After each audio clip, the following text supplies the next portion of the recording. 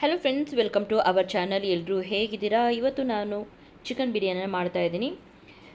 ನಾನಿಲ್ಲಿ 2 kg ಚಿಕನ್ನ ತೊಗೊಂಡಿದ್ದೀನಿ. So ಹಾಗಾಗಿ ನಾವು ಒಂದು ಪಾತ್ರೆಗೆ 1/4 ಲೀಟರಷ್ಟು ಎಣ್ಣೆಯನ್ನು ಸೇರಿಸ್ಕೊಂಡು ಅದಕ್ಕೆ 3 ಇಂಚು ಚಕ್ಕೆ, 10 ರಿಂದ 15 ಲವಂಗ ಹಾಗೂ 15 ಏಲಕ್ಕಿ ಮತ್ತು 1 ಮರಾಠಿ ಮೊಗ್ಗು, 4 ರಿಂದ 5 ಅರಣಸೂವನ್ನು ಸೇರಿಸಿ ಚೆನ್ನಾಗಿ ಫ್ರೈ ಮಾಡ್ಕೊಳ್ಳಿ. ಅದು ಫ್ರೈ ಆದ ನಂತರ ಬಿರಿಯಾನಿ ಎಲೆ ಮತ್ತು ಪುದೀನವನ್ನು ಸೇರಿಸಿ ಫ್ರೈ ಮಾಡ್ಕೊಳ್ಬೇಕು. ನಿಮಗೆ ಬಿರಿಯಾನಿ ಎಲೆ ಇಲ್ಲ ಅಂತ ಹೇಳಿದರೆ ನೀವು ಪಲಾವ್ ಎಲೆಯನ್ನು ಕೂಡ ಯೂಸ್ ಮಾಡಿಕೊಂಡು ಇವೆರಡನ್ನು ನಾವು ಚೆನ್ನಾಗಿ ಫ್ರೈ ಮಾಡ್ಕೊಳ್ಬೇಕಾಗುತ್ತೆ. ಇದು ಫ್ರೈ ಆದ ನಂತರ ಅರ್ಧ kg ಈರುಳ್ಳಿಯನ್ನು ನಾನು ಸಣ್ಣದಾಗಿ ಕಟ್ ಮಾಡಿ ತೊಗೊಂಡಿದ್ದೀನಿ. ಇದನ್ನು ನಾವು ಲೋ ಸಿಮ್ಮಲ್ಲಿ ಬ್ರೌನ್ ಕಲರ್ ಬರುವ ತನಕ ಫ್ರೈ ಮಾಡ್ಕೊಳ್ಬೇಕಾಗುತ್ತೆ.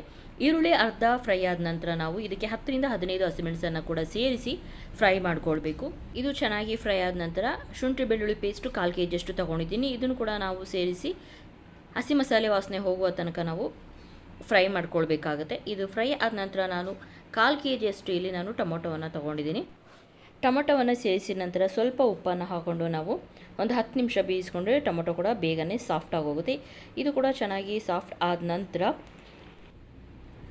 2 ಸ್ಪೂನ್ ಧನಿಯಾ ಪುಡಿ, 2 ಸ್ಪೂನ್ ಹಚ್ಚ ಖಾರದ ಪುಡಿ ಹಾಗೂ 1/4 ಟೀ ಸ್ಪೂನಷ್ಟು ಅರಿಶಿಣ ಪುಡಿಯನ್ನು ಸೇರಿಸಿ ನಾವು ಮಿಕ್ಸ್ ಮಾಡ್ಕೊಳ್ಬೇಕಾಗುತ್ತೆ. ಇದೆಲ್ಲ ಚೆನ್ನಾಗಿ ಮಿಕ್ಸ್ ಆದ ನಂತರ ನಾವು ತೊಳೆದಿಟ್ಕೊಂಡಿರೋ ಚಿಕನನ್ನು ಕೂಡ ನಾವು ಸೇರಿಸ್ಕೊಳ್ಳೋಣ. ಇದನ್ನು ನಾವು 1-2 ನಿಮಿಷ ಫ್ರೈ ಮಾಡ್ಕೊಳ್ಬೇಕಾಗುತ್ತೆ. ಇಲ್ಲಿ ನಾನೇ ಯಾವುದೇ ರೀತಿಯಾದ ಬಿರಿಯಾನಿ ಮಸಾಲೆ ಪೌಡ್ರನ್ನು ಯೂಸ್ ಮಾಡ್ಕೊಳ್ತಿಲ್ಲ. ಕೆಲವರು ಯೂಸ್ ಮಾಡ್ಕೊಳ್ತಾರೆ. ನೀವು ನ್ಯಾಚುರಲ್ ಆಗಿ ಮಾಡಿ ನೋಡಿ, ತುಂಬಾ ಚೆನ್ನಾಗಿರುತ್ತೆ ಬಿರಿಯಾನಿನೇ. ಚಿಕನನ್ನು ಸೇರಿಸ್ಕೊಂಡು ಸ್ವಲ್ಪ ಉಪ್ಪನ್ನು ಹಾಕಿ ನಾವು ಮಸಾಲೆಯಲ್ಲಿ ಒಂದು 10 ರಿಂದ 15 ನಿಮಿಷ ಚಿಕನನ್ನು ಬೇಯಿಸ್ಕೊಳ್ಬೇಕಾಗುತ್ತೆ. ಇದು ಚೆನ್ನಾಗಿ ಬೆಂದ ನಂತರ ನಾನು ಅಕ್ಕಿ 2 kg ತೊಗೊಂಡಿದ್ದೀನಲ್ಲ, ಅದು 2ರಷ್ಟು ನಾನು ನೀರನ್ನು ಸೇರಿಸಿ ಈಗ ನೀರನ್ನು ಕುದಿಲಿಕ್ಕೆ ಬಿಡ್ತಾ ಇದ್ದೀನಿ.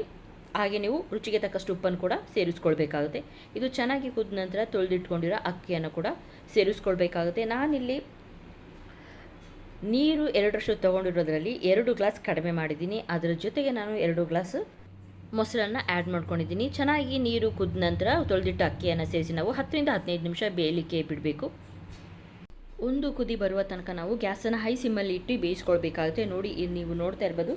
ಈಗ ಒಂದು 15 ನಿಮಿಷ ಆದಮೇಲೆ ಈ ರೀತಿ ಬೆಂದಿದೆ. ಈಗ ನಾವು ಗ್ಯಾಸನ್ನು ಲೋ ಸಿಮ್ಮಲ್ಲಿ ಇಟ್ಟು ಪುನಃ ನಾವು 10 ರಿಂದ 15 ನಿಮಿಷ ಬಿಟ್ಟರೆ ಬಿರಿಯಾನಿ ಕೂಡ ರೆಡಿ ಆಗುತ್ತೆ. ನೀವು ನೋಡ್ಬೋದು. ಕೊನೆಯಲ್ಲಿ ನಾನಿಲ್ಲಿ 1 ನಿಂಬೆಹಣ್ಣಿನ ಜ್ಯೂಸನ್ನು ಸೇರಿಸ್ಕೊಳ್ತಾ ಇದ್ದೀನಿ. ಹಾಗೆ ಲಾಸ್ಟಿಗೆ ಸ್ವಲ್ಪ ಕೊತ್ತಂಬರಿ ಸೊಪ್ಪನ್ನು ಕೂಡ ಸೇರಿಸ್ಕೊಳ್ತಾ ಇದ್ದೀನಿ. ಸೇರಿಸಿ ಚೆನ್ನಾಗಿ ಮಿಕ್ಸ್ ಮಾಡಿದ್ರೆ ಬಿರಿಯಾನಿ ಕೂಡ ರೆಡಿ ಆಗುತ್ತೆ. ನೀವು ಕೂಡ ಈ ರೆಸಿಪಿಯನ್ನು ಆದಷ್ಟು ಟ್ರೈ ಮಾಡಿ, ಶೇರ್ ಮಾಡಿ, ಲೈಕ್ ಮಾಡಿ ಹಾಗೂ ಸಬ್ಸ್ಕ್ರೈಬ್ ಮಾಡೋದನ್ನು ಮರಿಬೇಡಿ friends. Thank you for watching. ನನ್ನ ಹೀಗೆ ಫಾಲೋ ಮಾಡ್ತಾಯಿರಿ ಹಾಗೂ ಎಲ್ಲರಿಗೂ ಕೂಡ ಶೇರ್ ಮಾಡಿ.